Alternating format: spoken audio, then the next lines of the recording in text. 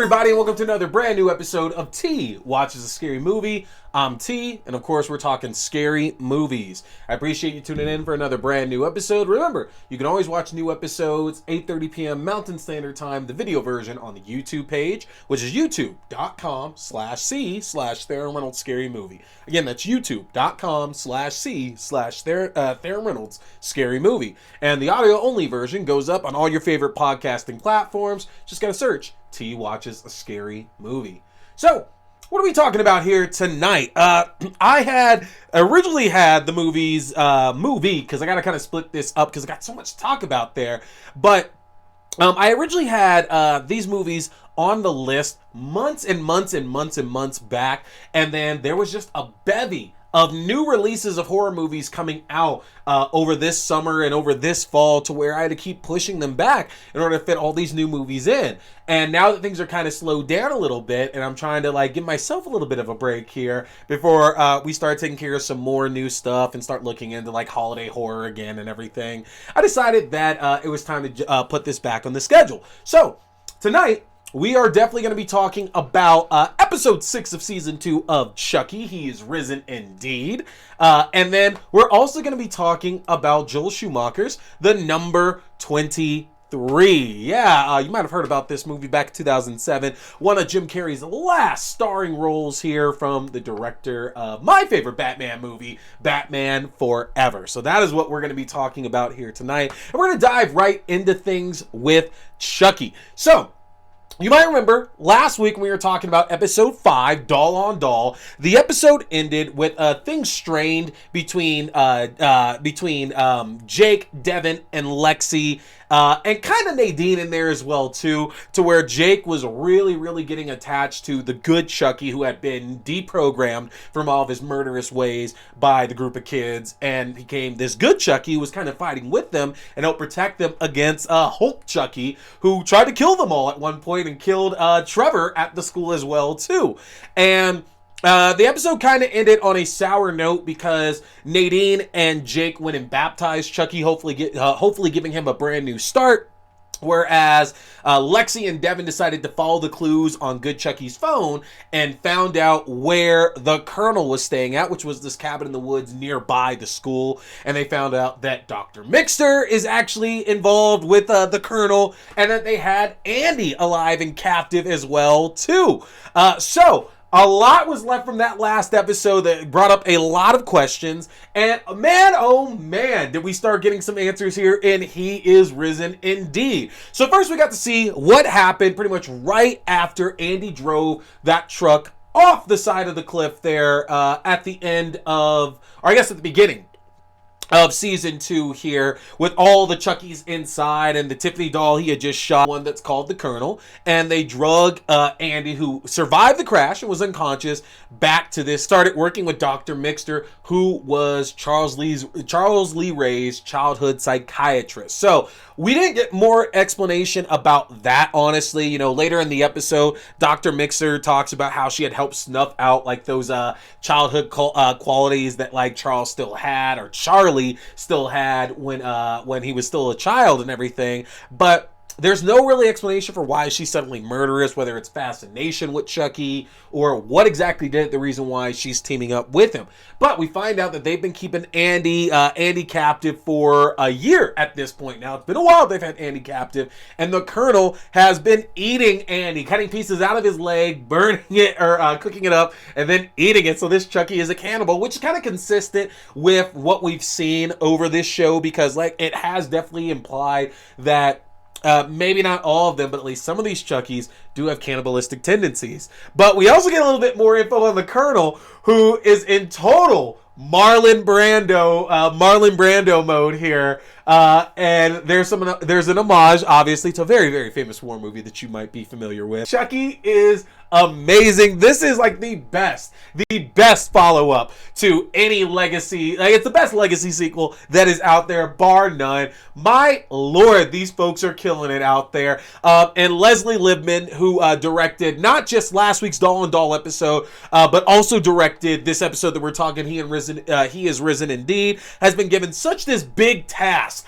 of some of the biggest moments of this season. So Devin and Lexi end up freeing Andy, and they take him back to the school. Andy obviously is traumatized, and it's really interesting because, over the course of the first 3 Child's Play movies, and then between, like, Curse and Cult of Chucky, and season 1 of this, Andy really has gotten off, like, scot-free, and I don't mean that in a negative way at all. Andy's kind of the one that never really had to suffer too much, and I say that knowing that Andy's had the psychological damage that a lot of the other protagonists in the Chucky series will never, ever truly know. They'll never face the same things that Andy had to, with Jake probably being the closest to that, or I guess all of these kids, but even then, Andy got tormented over and over and over and over and over, and I think it goes to say that he might be a little bit more punishment from Chucky after decades of kind of skating by without it, and everybody else unfortunately suffering a bit there. Now, Devin and Lexi bring Andy back to the school, and Father Bryce is just fed up at this point with everything. He's ready to get rid of these kids. He's tired of the rest of the kids on the school ground as well too. He's tired of the nuns that are there, and decides everybody is going on lockdown. And of course, And so it stands to say that, well, maybe Andy is a trigger for Chucky because it's so embedded. This was like Chucky's first nemesis as a doll. And good Chucky takes off. Now, from there, Dr. Mixter reveals her hand as she shows that she's in on the play at this point. Father Bryce is now aware that something's going on here that he can't really explain as he sees good Chucky calling out for help from him. And a fight ensues at this point to where Andy gets knocked out by Dr. Mixter. And then attempting to follow good Chucky, Nadine goes up to the top of the school to try to figure out what's going on. And good Chucky breaks some of that deprogramming and pushes Nadine out the top of the school to her untimely death. Now, this is crazy. It's crazy to think about because we kind of were worried since the deprogramming happened that at some point, old Chucky had to come back out. This wasn't permanent. There's no way. Good Chucky is fantastic, but something was going to have to break at a certain point, and we do see that good Chucky's programming broke and resorted back to his old way. So what does that mean? What does that mean moving forward? Because can Jake really still afford to keep good Chucky around? Doesn't matter that he reverted back to good Chucky after killing Nadine. Can Jake afford and explain to his friends and to Andy a good reason why good Chucky should stay around? We don't know. I have a feeling this is going to blow up tremendously in Jake's face because you have to remember, Chucky Prime, which was our other story this episode, because we were following along with Kyle, Nika, and Glinda, who are headed towards the school, and Kyle wanted to actually talk to Chucky. Because remember, the Chucky that's in Nika, that is Chucky Prime, as it's being called. That's the first Chucky. That's Charles Lee Ray. That's the one. All these other ones are like split off from his soul. But the one in Nika, that is Chucky Prime right there. And we don't know how anybody's feeling about anything. We know that the moment that Kyle got a chance to talk to Chucky, immediately Chucky wanted Kyle dead, and Chucky was taunting the fact that Andy was likely dead as well, too. So there is no love lost there, regardless of what's happening at the school right now. And Chucky even tried to get Glinda to kill Kyle at that point, which I'm sure is gonna come up at a certain point as well, too. Because you got to remember, Glenn and Glinda have learned so much more about themselves now. They know about the doll. They know that they're the split part of their personality, and that it might be a case where they need to get back together and that body from Seed of Chucky. We don't know. And I kind of think that that might be the twist, because we're watching Glenn and Glinda this entire time, and it's not lost on me that Chucky as a kid is when he started to make those decisions to be evil and, you know, killing his mom, watching his dad get killed. That's not lost on me at all. So I am definitely afraid that the way this season's going to end is with the death of Kyle and or Andy at the hands of Glenn and Glinda. I have a sinking suspicion that might be where we're going. And don't forget that Tiffany Valentine, Glenn, and Jennifer Tilly in the doll body of Tiffany are all in hot pursuit as well, too. So we are revving up for a showdown at this point. And looking at the next episode, episode 7, going to the chapel, it looks like they're going to try an exorcism on good Chucky with more than likely some mixed results coming out of that. I don't know, y'all. I don't know. This has me in suspense because no offense at all to season 1, which I thought was absolutely fantastic, but we have now a bigger investment in these characters than we did in season 1. And I don't think everybody's walking away unscathed. Like, hell, I think a lot of us probably assumed that Nadine had some in on things that were going on Denial. The, kind of standalone episode for Jennifer Tilly's Tiffany at the murder mystery party, which is just a highlight of this season. Alex Delisle does come back to write the next 2 episodes. Come back to write the final episode of the season, Chucky Actually, along with Mallory Westfall and Don Mancini. So we're gearing up for something good there. We're definitely gearing up for something good. So tune in, a new episode of Chucky. If you're watching this on a Wednesday, that means it's on tonight. Go into the chapel. Make sure to check that out, y'all. So that moves us to our second review of the night, the number 23. Now, I caught this while I was working at Blockbuster at the time. Because back at Blockbuster, we got a chance to have all these free rentals every single week. I remember we got the number 23 the week before it was actually released out on video. I don't remember much of seeing the trailers of this in theater, but this was still at the time to where Jim Carrey projects, and no offense to Jim Carrey in the least bit, because I think Jim Carrey's fantastic. I've enjoyed quite a bit of his work ever since he stopped being, one of those top like Hollywood driving forces there. I still enjoy a lot of Jim Carrey's later work, honestly, and I know his career at this point is he's pretty much in retirement. Like he said openly that the Sonic films are pretty much the only thing he's really doing. But I remember seeing this and being very, very much intrigued because, one, Jim Carrey's fantastic, and it's not a traditional comedy movie. It's a more serious film, and Jim Carrey absolutely kills it whenever he's doing serious. He kills it in anything, but he kills it whenever he gets a chance to take on like a non-comedic role. But in the fact that Joel Schumacher was involved in this as well, too, because Joel Schumacher is one of my hands-down favorite directors. Lost Boys, Time to Kill, Batman Forever, as I said. So there's a lot of good things and good elements in this film that made me very interested in seeing it. And Jim Carrey plays a character named Walter Sparrow, who's an animal control officer. He's got a great family. He's got a wife, Agatha, played by Virginia Madsen. He's got a great son, Robin, played by Logan Lerman. You might know that character.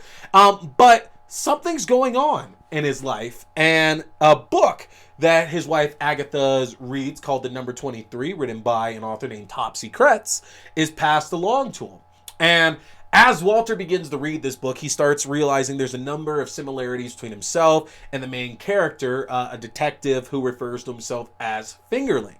And as he continues reading through this story, one of the biggest plot devices of this story is an obsession with the number 23. That all these characters in this book are finding connections to the number 23 in anything, in names, in colors, in their jobs, in their lives, in their romances. And it's a driving obsession that involves quite a lot of death, quite a lot of sex, and a lot of mystery and intrigue and obsession as well, too. And as Walter continues to read this, he himself takes on that obsession of the number 23 and starts seeing more and more similarities in his life and starts having questions popping up that he doesn't have the answers for.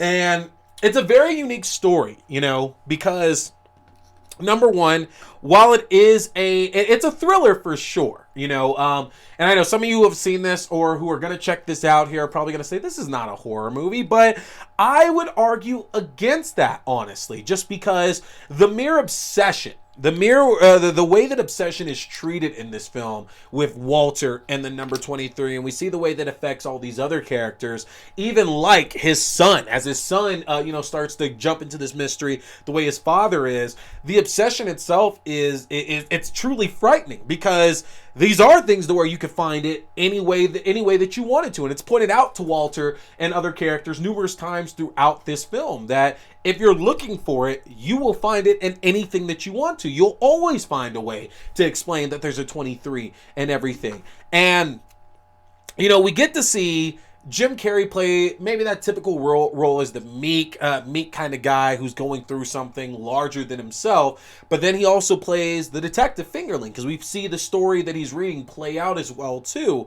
And Fingerling is like this completely different person compared to the way that Walter is. And as more and more of the layers of these secrets get pulled back, I found myself getting more intrigued by this story again. You know, I had tried to rewatch this film actually numerous times over the last 10 years or so. This movie was released in February 23rd of 2007. So, you know, it's 15 years old at this point. It's over 15 years old.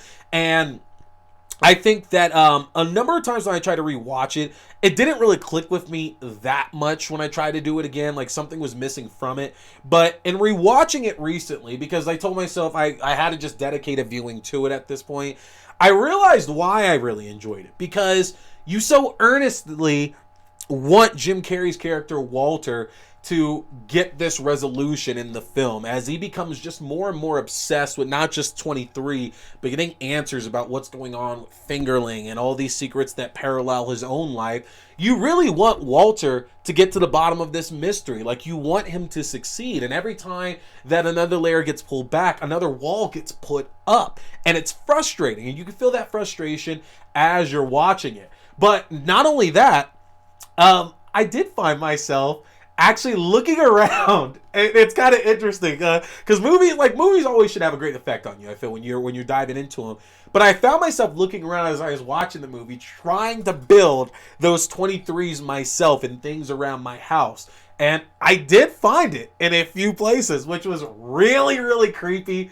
But I was like, cool, that's coincidence, because I can make that happen. That's kind of literally the point, is that if I want to see a 23, I'm going to see the 23. It's going to be right there presented in front of me. So I love that movie was able to recaptivate me like that. And I found things that absolutely were freaking me out as I was watching it again, for sure. That said, it's not going to be for everybody. I do feel that the mystery adds a lot of meat to this tale, and it's something that you can definitely chew on, something you can definitely sit back and try to work out the mystery yourself, and you likely will. More than halfway through, you're going to figure out where the twist is ultimately going in this story, for sure. And it's a dark movie. It's definitely a dark movie and deals with a lot of tones that you might not expect from a Jim Carrey film. And I think that's kind of what's best about it, is that Jim Carrey gets to play against type here and do something different than what we might have expected him in a lot of the roles that you're seeing. Even now in the roles that you're seeing, like Robotnik and Sonic the Hedgehog 1 and 2, honestly. I think that this actually is kind of one of Jim Carrey's stronger roles. And I say that knowing that, you know, the mecca for me is always going to be The Truman Show. The Truman Show is absolutely fantastic. He's absolutely fantastic in it. And, you know, the other Jim Carrey movie that I'm going to be looking at real soon, The Cable Guy, another favorite of mine, is it's the typical Jim Carrey role, but it's in a darker film than it used to be. And this is the non-traditional Jim Carrey role in a dark film, and so against the type that you're used to seeing, that I can understand why that might be off-putting to a lot of people. But that being said, if you can open your mind up a little bit to seeing Jim Carrey just do something completely different, I think there's quite a lot to enjoy about this. So, if you get a chance, go and check out the number 23. Hey everybody, I appreciate you checking out this video, whether it was a review, whether it was a new episode, whether it was an unboxing, an interview, or whatever else. I want to remind you can check out my separate reviews also on my YouTube page, and new full episodes go up every Wednesday night on YouTube at 8:30 p.m. Mountain Standard Time, and on your favorite podcasting platforms at 8 p.m. Mountain Standard Time. Don't forget to hit that subscribe button, like and share. My name is T. We've been talking scary movies. Stay scared.